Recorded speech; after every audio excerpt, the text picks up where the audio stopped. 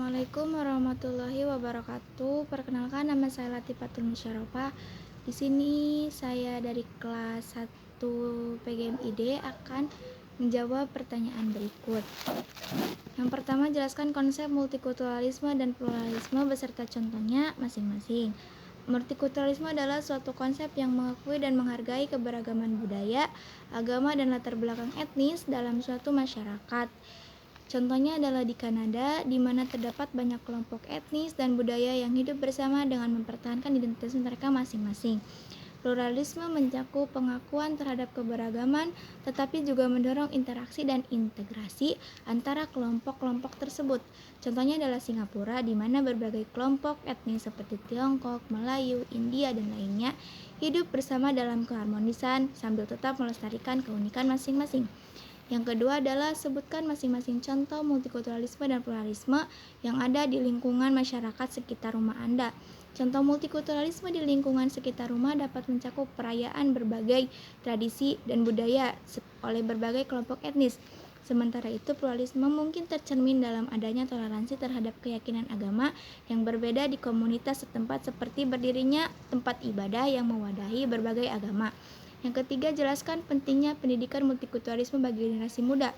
Pendidikan multikulturalisme penting bagi generasi muda karena membantu memahami dan menghargai keberagaman budaya, meningkatkan toleransi, membangun pemahaman yang lebih luas tentang dunia, dan membentuk sikap terbuka terhadap perbedaan. Keempat, jelaskan upaya konkret yang bisa dilakukan oleh seorang mahasiswa untuk menjaga keberagaman budaya yang ada di Indonesia. Yang pertama adalah aktif mengikuti kegiatan lintas budaya. Yang kedua, menyelenggarakan forum diskusi. Yang kedua, menyelenggarakan forum diskusi atau seminar mengenai keberagaman.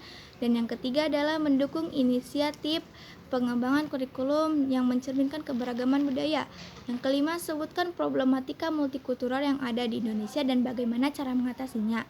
Problematika multikultural di Indonesia termasuk ketidakseimbangan pengakuan terhadap berbagai kelompok, stereotip, dan kelompok antar etnis.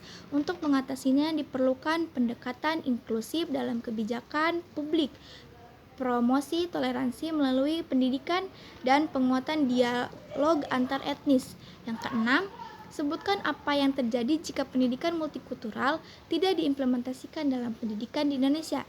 Jika pendidikan multikultural tidak diimplementasikan di Indonesia, dapat terjadi kurangnya pemahaman dan penghargaan terhadap keberagaman budaya, meningkatnya intoleransi, dan potensi konflik antar etnis. 7. Melalui apa saja pendidikan multikultural dapat diimplementasikan di lingkungan MI atau SD.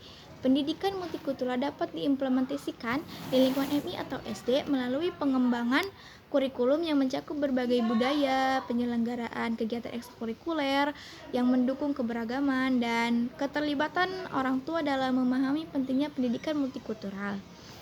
Mungkin cukup sekian jawaban saya dari beberapa pertanyaan tersebut. Mohon maaf apabila banyak salah kata.